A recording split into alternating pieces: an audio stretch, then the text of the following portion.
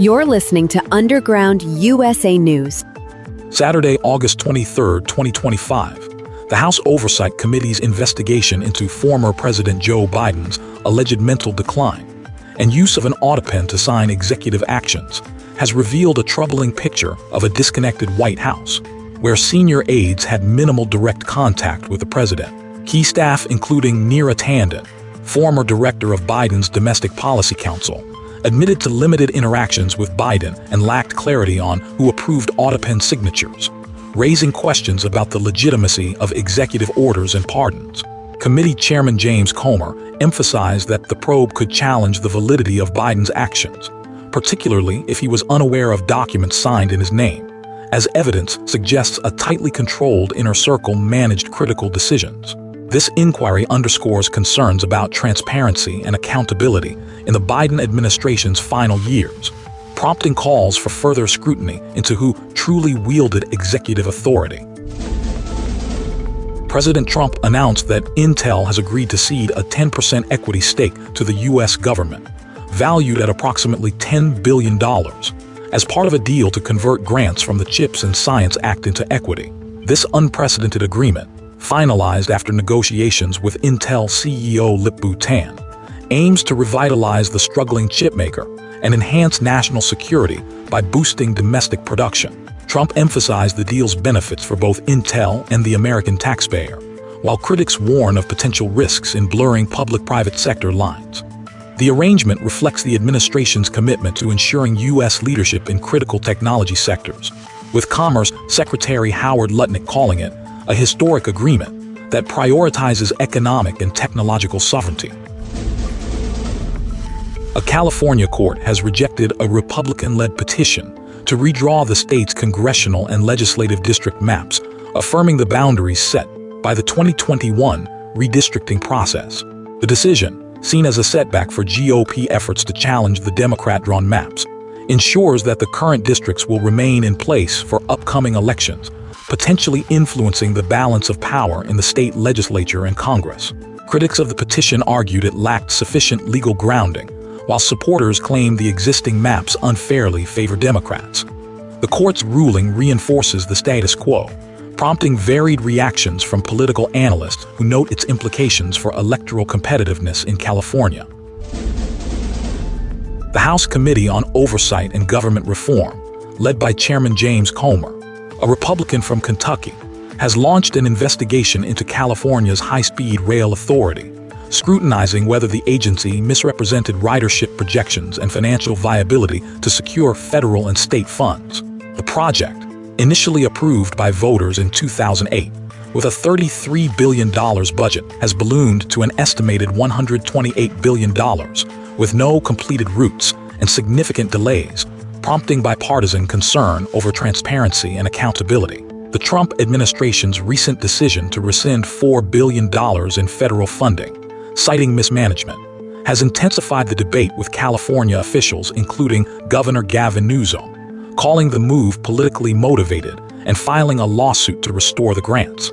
Critics argue the project's persistent cost overruns and lack of progress demand a thorough reassessment to protect taxpayer dollars.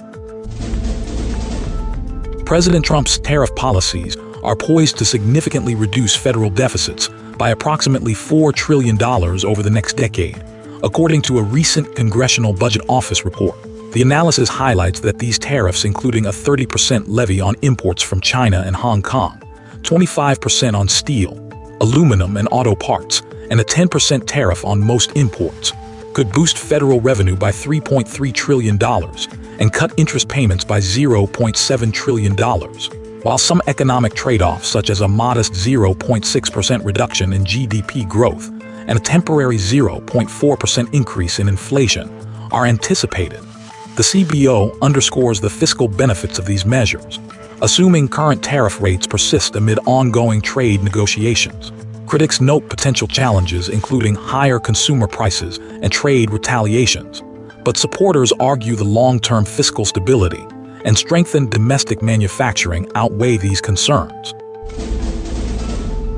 In 2023, the United States faced an unprecedented influx of 14 million illegal immigrants, a figure that has sparked significant concern over the strain on national resources, public safety, and economic stability.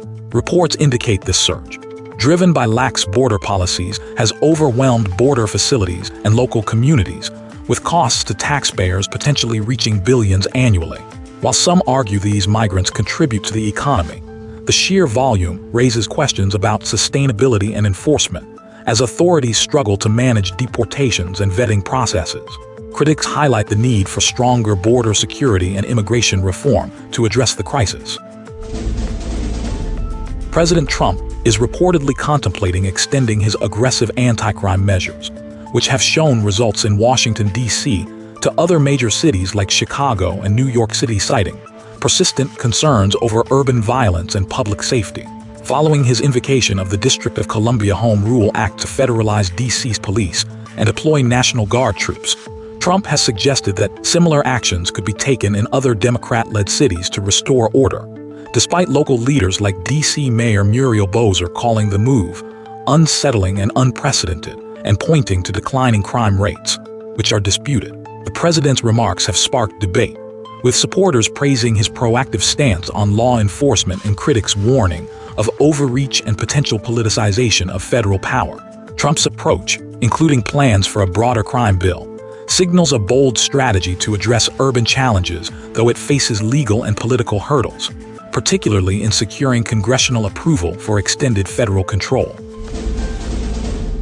1,700 National Guard troops are mobilizing across 19 states to support President Trump's crackdown on crime and illegal immigration, with Texas hosting the largest contingent. The deployment, authorized under Title 32, Section 502F, involves administrative and logistical support for ICE, including tasks like case management and data collection, without direct law enforcement duties. Critics, including some Democrats, argue the move is political theater, pointing to declining crime rates in cities like Washington, D.C., even as questions about the accuracy of those claims are being investigated, while supporters emphasize the need to address unchecked illegal immigration and urban crime, citing the administration's focus on restoring order ahead of the 2026 midterms. This initiative reflects a broader effort to secure federal assets and territorial integrity, though concerns about potential escalations, including the use of the Insurrection Act, loom large. In a development that underscores the deep-seated biases within federal agencies, newly uncovered documents from the Justice Department and FBI expose a coordinated, multi-front operation during the 2016 election cycle, aimed at protecting Hillary Clinton from scrutiny over her private email server, while aggressively pursuing fabricated ties between Donald Trump and Russia, according to investigative reports, highlighting the extent of institutional favoritism toward establishment figures. These revelations, drawn from declassified materials and internal communications, detail how high-level officials like former FBI Director James Comey and Attorney General Loretta Lynch choreographed investigations to downplay Clinton's security breaches, such as the mishandling of classified information, while amplifying the unverified Steele dossier to justify surveillance on Trump's campaign associates, a move that conservatives have long argued exemplifies a weaponized deep state, undermining electoral integrity. This exposure not only validates long-standing conservative critiques of politicized justice, but also raises serious questions about accountability in an administration that prioritized partisan loyalty over impartial law enforcement, potentially eroding public trust in democratic institutions if left unaddressed. In a revelation that bolsters former President Trump's long-standing denials of involvement in Jeffrey Epstein's illicit activities, Ghislaine Maxwell, the convicted Epstein accomplice, reportedly informed the Department of Justice during her 2020 sentencing that Trump was never inappropriate with anybody, emphasizing that she had never witnessed him engaging in any misconduct on Epstein's island or elsewhere. This testimony, which aligns with Trump's consistent assertions of a professional relationship with Epstein that ended years before the financier's crimes came to light, has surfaced amid ongoing scrutiny of Epstein's network and could undermine persistent media narratives claiming Trump as complicit.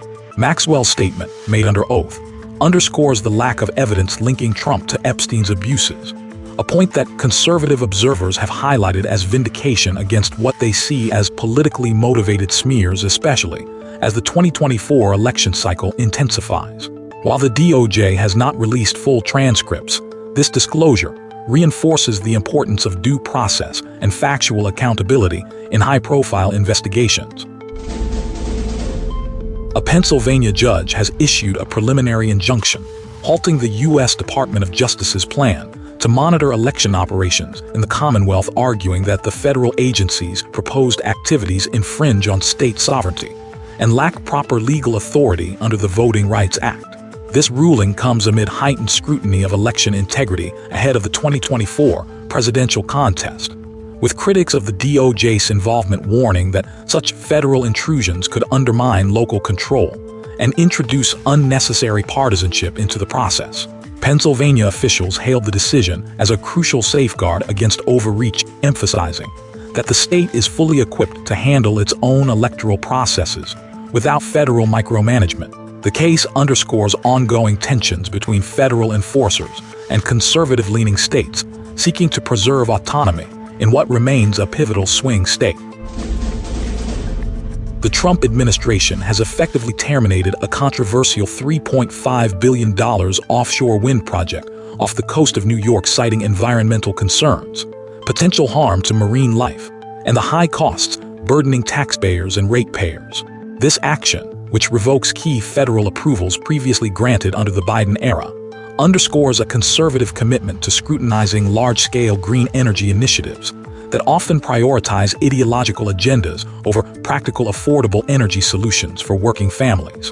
The project's cancellation, involving the Empire Wind Farm developed by Equinor and BP, is expected to prevent job losses in unreliable sectors, while safeguarding coastal communities from the visual and ecological disruptions associated with industrial-scale turbines. By pulling the plug on this venture, the administration signals a broader strategy to foster domestic fossil fuel production and innovative technologies that deliver reliable power without the subsidies and inefficiencies plaguing many renewable projects.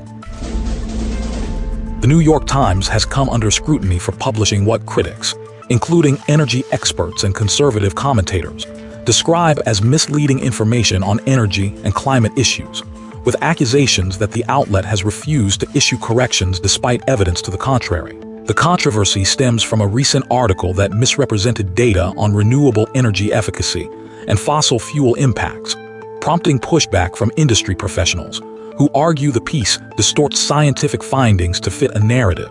Critics assert that such reporting undermines informed public discourse on critical energy policy matters, particularly as the U.S. grapples with balancing economic growth and environmental concerns. The Times' refusal to address these claims has fueled broader discussions about media accountability and the need for factual rigor in climate reporting. Russia's massive overnight assault on Ukraine, involving 574 drones and 40 missiles, targeted a U.S.-owned electronics factory.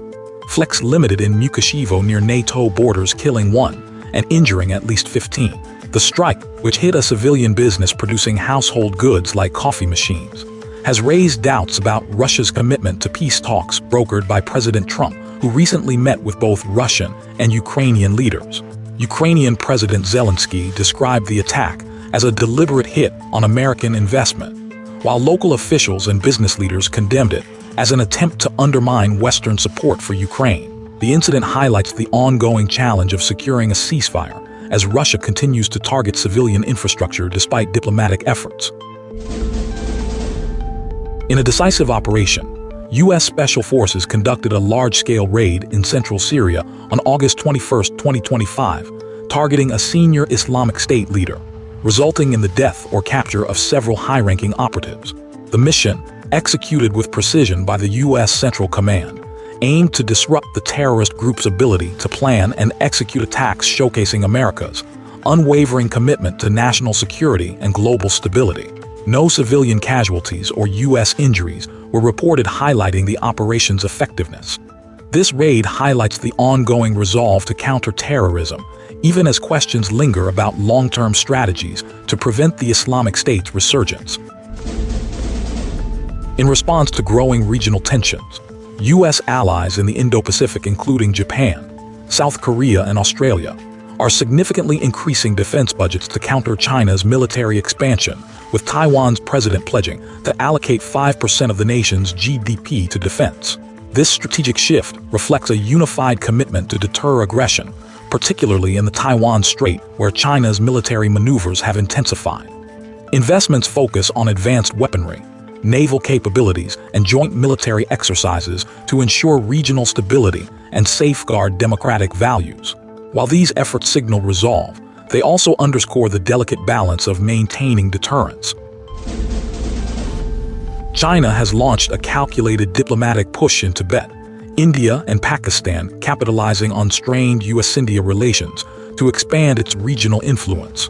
President Xi Jinping's rare visit to Tibet underscored Beijing's focus on stability and development in the contested region, while Foreign Minister Wang Yi's meetings in New Delhi and Islamabad aim to mend ties with India and strengthen the China-Pakistan economic corridor. This move highlights China's strategic leverage over critical water resources and trade routes, particularly through Pakistan's Gwadar port, amid ongoing tensions with the Dalai Lama over succession in Tibet, and India's frustration with U.S. tariffs and diplomatic missteps. Beijing's actions signal a deliberate effort to counterbalance American influence in South Asia, while securing its geopolitical and economic interests. In a troubling escalation of violence in southern Syria, gunmen launched a brutal assault on the Druze village of al-Rush, resulting in the deaths of at least 68 people, including women and children, highlighting the fragility of minority communities in the post-Assad era. The attack, attributed to Islamist militants, underscores the ongoing chaos following the fall of the Syrian regime, where local militias and extremist groups vie for control, leaving vulnerable groups like the Druze exposed to targeted atrocities that demand stronger international safeguards for religious minorities. This incident not only revives fears of sectarian strife, but also raises concerns about the effectiveness of interim governance in preventing such massacres, emphasizing the need for a stable conservative approach to regional security that prioritizes law and order over hasty power shifts. You're listening to Underground USA News.